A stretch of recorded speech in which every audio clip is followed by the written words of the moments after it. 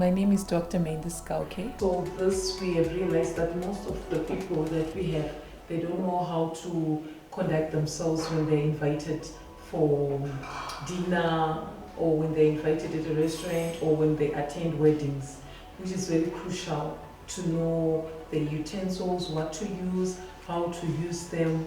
So I'm just going to be teaching. Friends, my colleagues that were together at university, they ended up just working at the border doing different things. So I just decided to say, okay, let me go to South Africa. Let me look for a job there since I schooled there. When I got there, it was worse because of being a foreigner. No one wanted to take me. So I was sending my CVs everywhere until I ended up sending CVs to say I would want to be a general hand. I thought that maybe I'll rise from there, from being a cleaner, and then they'll see, and then I'll get a job. Even to become a cleaner, I couldn't get something. And then I never also dreamed of selling. So I started to live a fake life because I was having pressure, peer pressure. Some of my university friends are working. So I wanted to portray to everyone that life is good. I'm in South Africa, things are okay. But I ended up sinking into a serious debt. I had an artificial lifestyle, like borrowing Brazilians, borrowing people's things, posting on social media, trying to portray the life that I was not living. So it took me time because from university I quickly got married. So that's how I started. I was not someone who was able to express her feelings. I was that person who was like bottling everything inside and very quiet. But very also intelligent. I was so intelligent and I knew what I really wanted. I envisioned the future that I wanted. But to express this and to explain it, I couldn't. I was that reserved child who would just comply and get along with everyone. But knowing deep that I would want to be a great person, I would want to do something significant in life, I just don't know how to do it. And it was a polygamy family because we were 17, the wives were 6. So I grew up in a competitive environment. Life never gave me a chance to express myself, or I had to prove that I can do it for the sake maybe of my mother, who's also part of this polygamous family and all. And when I grew up, I had to work hard for everything that I wanted. I think I became a boarder went to a boarding school when I was Form 1. But I'll be that child who would be chased away from school 6 or 7 times because the fees was not paid. And when I come back, I could not tell them that the fees was not paid because my father was very tough. He would beat you for missing school. So it was that situation that I grew up, and it molded me to be an enduring child. To first life, and always know that I should never fail. I should always be outstanding. That's how I grew up. But loving God, I think, was my main anchor because despite all the challenges and everything that I was facing, I would go to church, fellowship, and come back. My parents are proud of me. My father is proud of me. My siblings, they always say I inspire them because at one point the competition stopped and life happened that made us to realize how much we need each other despite our differences and everything.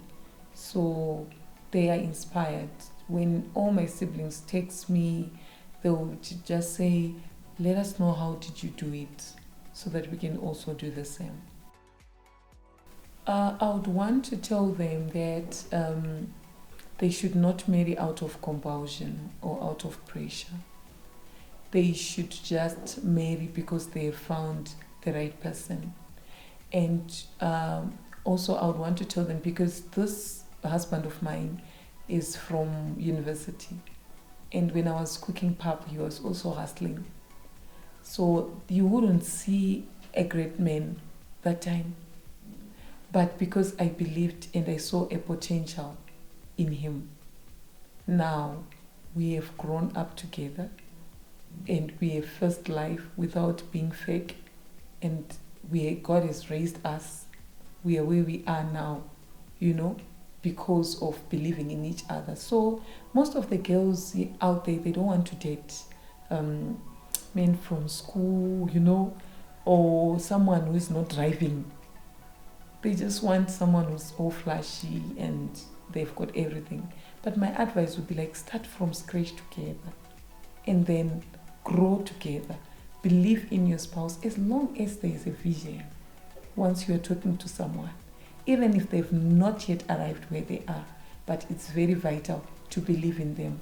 One day, 12 years later, imagine, we now are having our own companies, our own projects.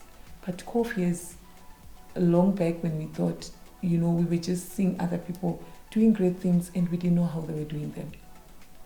So young girls should marry not out of compulsion, not out of pressure, but because they've found the rightful person.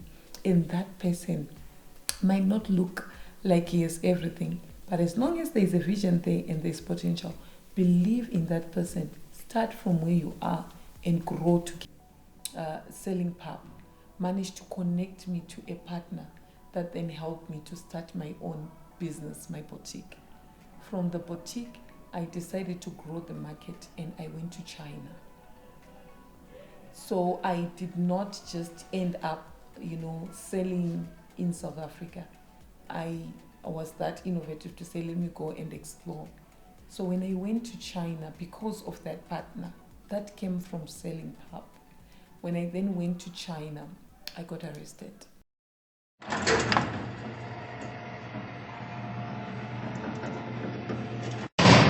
They took my passport.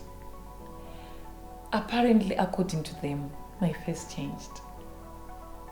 The face that was on the passport was not the one that, which I grew up not even believing that it's possible things like that.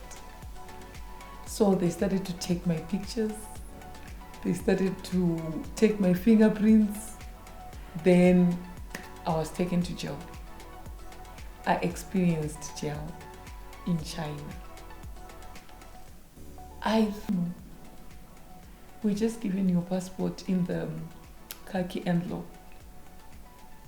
I opened, maybe it's a fake visa. I said, no, I took this visa at Chinese embassy.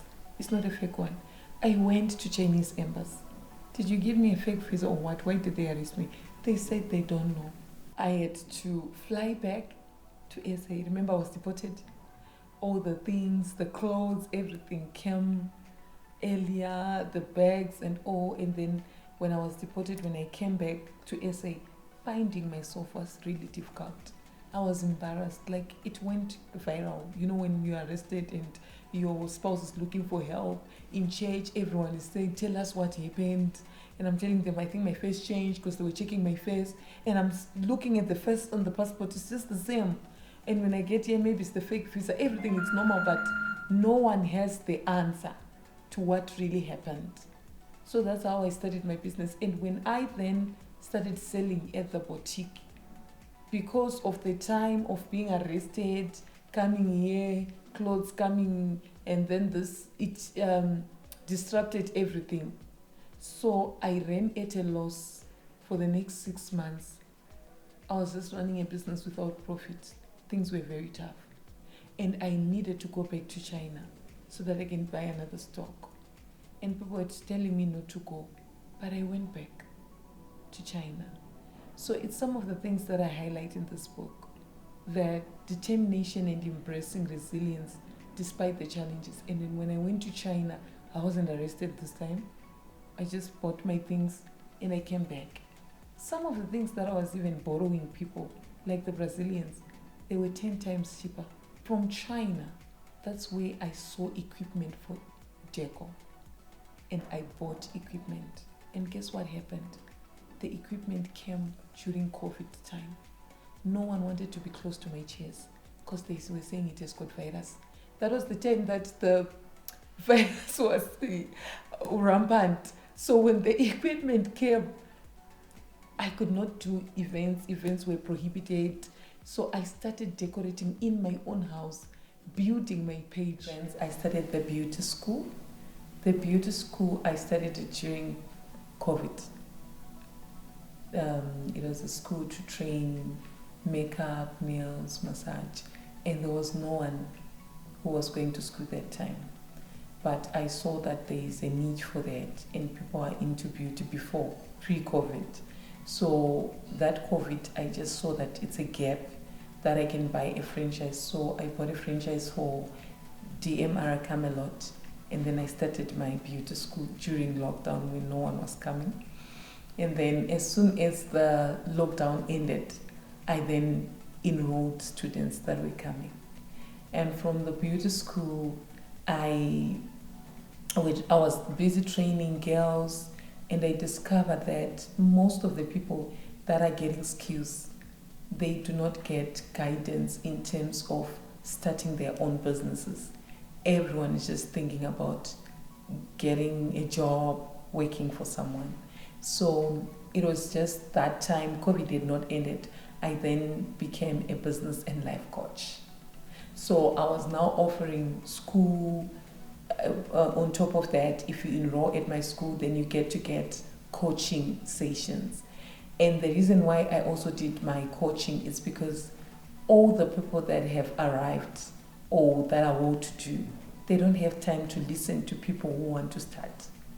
So I saw it fit that I should help people, because the time I was reaching out for help, no one was helping me.